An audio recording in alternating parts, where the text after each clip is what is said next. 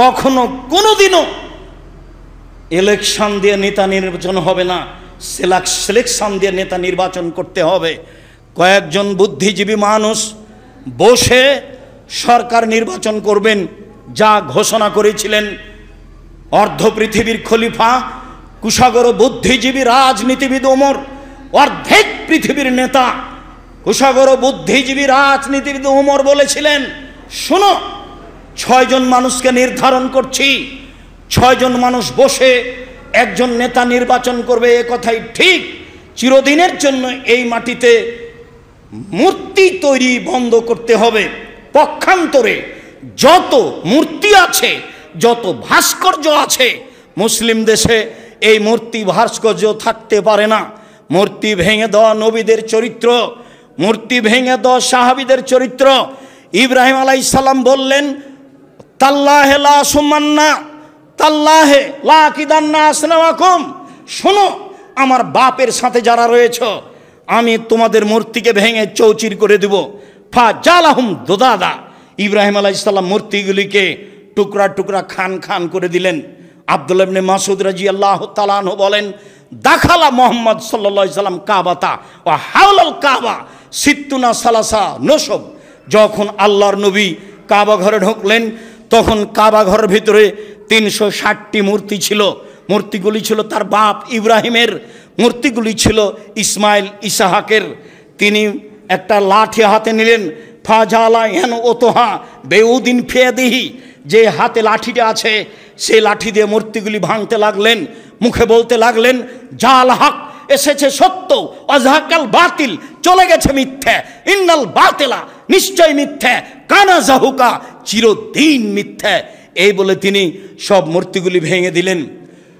আলী রাদিয়াল্লাহু তাআলা আনহু বলেন, আল্লাহর নবী আমাকে পাঠিয়েছিলেন, আলী শোনো, তুমি যাচ্ছ সে দেশে, তুমি যত লাতাদু তিমসালানিনা তুমাস্তাহু, ছাড়বে না কোনো ছবি মূর্তি, সবকে ভাস্কর্যকে ভেঙে খান খান করে দাও।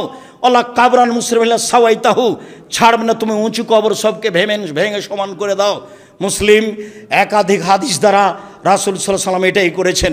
মর্মে এই দেশের যারা মুসলিম পুরুষ নারী তাদেরকে এইসব নীতিগুলি মেনে চলতে হবে এবং ভাবতে হবে, জুলুম থেকে বাঁচতে হবে। এ কথাই ঠিক। মর্মে সকল দিনী ভাই বোনকে যারা অনলাইনের সাথে আছেন তাদেরকে সময়ের গতিতে যারা বক্তব্য অবগত হবেন তাদেরকে জুলুমের মতো মহাপাপ থেকে বেঁচে থাকার জন্য আন্তরিকভাবে অনুরোধ জানাচ্ছি। ছিলাম এইরকমভাবে মানুষ জুলুম করে টিকতে পারেনি। আপনাকে বলি, ফেরাউনের যুগে ছিল বিত্তশালী কারুন।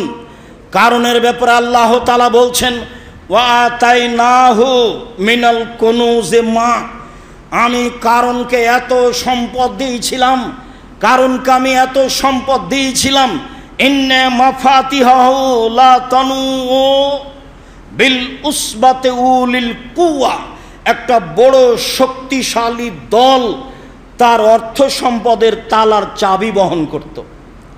একটা বড় শক্তিশালী দল তার অর্থ সম্পদের তালার চাবি বহন করত।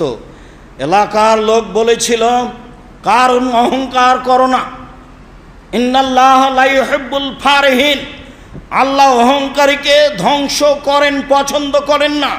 তোমার অর্থ সম্পদের দান যাকাত বের করো।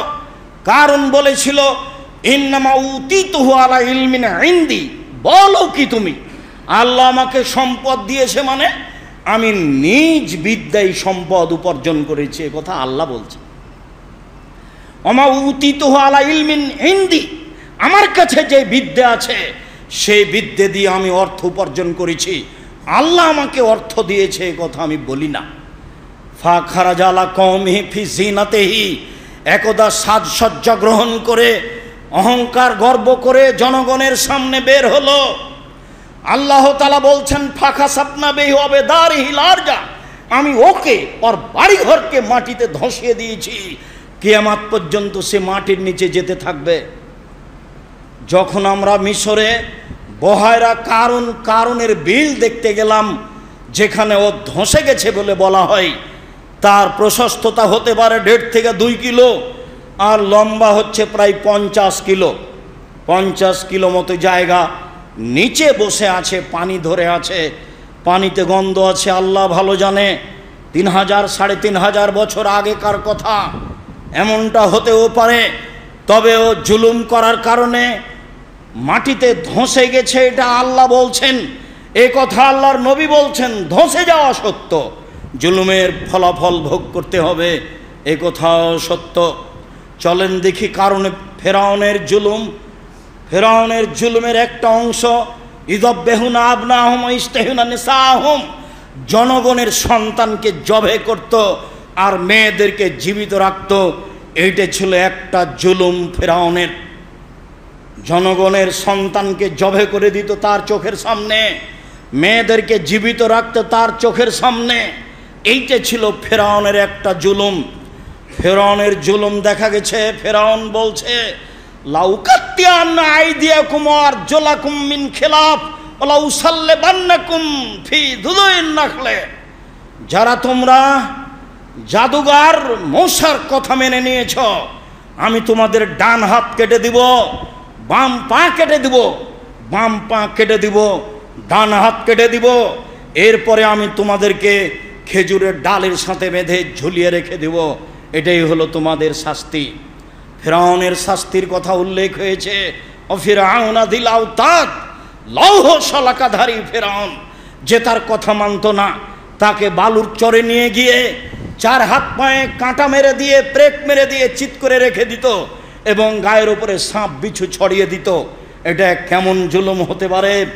এইভাবে ফেরাউন জুলুম করে দুনিয়া থেকে চলে গেছে। অনেক জুলুম ফেরাউনই বলেছিল, নাইনিত্তাখাস্তা ইলাহান গাইরি লাজালান্নাকা মিনাল মাসজুনিন মূসা, আমাকে বাদ দিয়ে তুমি যদি আল্লাহ বলে কাউকে বিশ্বাস করো, আমি তোমাকে জেলখানায় বন্দি করে দেব। ফেরাউনই বলেছিল মালাম তালাকুম মিন ইলাহিন গাইরি, আমি ব্যতীত তোমাদের আর কোনো আল্লাহ আছে এ কথা আমি জানি না। ফেরাউনই বলেছিল আনা রব্বুকুম লালা, আমি হচ্ছি তোমাদের সবচেয়ে বড় আল্লাহ। এত বড় জালেম মানুষের প্রতি এভাবে দীর্ঘদিন জুলুম করার পরেও একদিন দুনিয়া থেকে বিদায় নিয়েছে। এদা আদ্রাকাহুল গারাক, যখন পানি তাকে পেয়ে নিল, এখন ডুবে যাচ্ছে চোখের সামনে তার সম্প্রদায় সবাই ডুবে গেল। যখন সবাই ডুবে গেল চোখের সামনে, তখন ফেরাউন বলছে আমানতু আন্নাহু লা ইলাহা ইল্লাল্লাযী আমানাত বিহি বানু ইসরাঈল, আমি ফেরাউন ওই আল্লাহকে মেনে নিলাম যে আল্লাহকে বানু ইসরাইল মেনে নিয়েছে। ওয়ানা মিনাল মুসলিমিন, আমি একজন মুসলিম। এই কথা ফেরাউন ঘোষণা দিল পানিতে ডুবে যাওয়ার সময়। বলল আল্লাহ ছাড়া কোনো মাবুদ নেই। সেই আল্লাহ যে আল্লাহকে বানু ইসরাইল মেনে নিয়েছে, আমি ফেরাউন সে আল্লাহকে মেনে নিলাম, আমি হচ্ছে একজন মুসলিম। তখন আল্লাহ তাআলা বলছেন আল আন অকাদ আশাইতা কাবল, ও এখন মেনে নিলে? ইতিপূর্বে তুমি জালেম ছিলে, কথাই ঠিক, তুমি এখন মেনে নিলে? ইতিপূর্বে তুমি জালেম ছিলে। তুমি পৃথিবীর মাটিতে বিপর্যয় সৃষ্টি করেছো ফেরাউন। মনে রেখো আল ইয়াউমা নুনাজ্জিকা বিবাদানিকা লিতাকুনা লিমান খালফাকা আয়া, তোমার আজকে ইসলাম গ্রহণ করার কি আছে? তোমার শরীরকে আমি কিয়ামত পর্যন্ত রেখে দিলাম। পৃথিবীর মানুষ কিয়ামত পর্যন্ত দেখে তোমাকে উপদেশ গ্রহণ করবে যে জালেমের একদিন ধরা আছে, জালেম একদিন না একদিন ধরা খাবে। আল্লাহর ধরা বড় কঠিন। যখন আল্লাহ কোনো জালেম জনপদকে ধরেন তখন ধ্বংস করে দেন, তখন আর ছাড় দেন না। আজ তুমি আমার সামনে মুসলিম বলে ঘোষণা দিলে, কথা ঠিক, তোমার মুসলিম ঘোষণা গ্রহণ হলো না, তোমাকে কিয়ামত পর্যন্ত রেখে দিলাম। মানুষ দেখে তোমাকে উপদেশ গ্রহণ করবে যে জালেমের ফলাফল কি। পৃথিবীর মাটিতে কেউ জুলুম করে রক্ষা পায়নি, তা আপনারা জানেন। এদেশের বিগত সরকারও জুলুম করে রক্ষা পায়নি। কত তার জুলুম কেনা জানে না, ছোট বড় সবাই জানে, দেশ বিদেশের লোক জানে। কত সেনাকে পিলখানায় হত্যা করেছে, কত মানুষকে নির্বিচার করে হত্যা করেছে, কত মানুষকে ক্রস ফায়ারে হত্যা করেছে। কত মানুষকে গুম করে হত্যা করেছে। সিলেটের উল্লেখযোগ্য সুনামধন্য ব্যক্তি ইলিয়াস তার একজন। সাগরের গভীর পানিতে নিয়ে গিয়ে গায়ের সাথে ভারী পাথর বেঁধে দিয়ে পানিতে ছেড়ে দেওয়া হয়েছে। জুলুম কত হতে পারে, আরো কত আছে কে না জানে। জুলুম করে কেউ টিকতে পারে না। জেলখানায় বন্দি করে আলেম ওলামাদের হত্যা করেছে, জেলখানায় বন্দি করে বহু মানুষকে আজীবন জেলে রেখেছে। মাওলানা দেলোয়ার হোসেন সাঈদী রাহিমাহুল্লাহ তার একজন। জুলুম করে কেউ টিকতে পারে না। জুলুমের ফলাফল ভোগ করতেই হবে একদিন। এদেশের সুশিক্ষিত ভবিষ্যৎ জাতীয় সম্পদ নিরপরাধ নিরীহ ছেলেদেরকে কত শতকে হত্যা করেছে, যা আপনারা ভালোভাবেই জানেন। হত্যা করা মহাপাপ। মহান আল্লাহ বলেন, ওমান ইয়াকতুল মুমিনান মুতাআম্মিদা, কেউ যদি বিশ্বাসী একজন মুসলিম পুরুষকে হত্যা করে তাহলে তার ফলাফল জাহান্নাম, খালেদান ফিহা, তাকে চিরদিন জাহান্নামে থাকতে হবে। ওয়া লানাহু, তার প্রতি আল্লাহ অভিশাপ করেছেন। ওয়াদাল্লাহু লাহু আযাবান আযীমা, আল্লাহ তার জন্য বড় শাস্তি ঘোষণা দিয়েছেন। মহান আল্লাহ বলেন, মান কাতালা নাফসান বিগাইরি নাফসিন, কেউ যদি কোনো মানুষকে অন্যায়ভাবে হত্যা করে থাকে, কান্নামান কাতালান নাসা জামিয়া, সেজন্য একজন মানুষকে হত্যা করে সারা পৃথিবীর মানুষকে হত্যা করলো। এই কথা আল্লাহ তাআলা বলেন। এমন কথা মুহাম্মদ সাল্লাল্লাহু আলাইহি সাল্লাম বলেন। এমনিতে আল্লাহ বলেছেন খুনের বদলে খুন। রাসূল সাল্লাল্লাহু আলাইহি সাল্লাম বলেছেন একজনকে খুন করতে গিয়ে যদি হাজারো জন অংশগ্রহণ করে সবাইকেই খুন করতে হবে।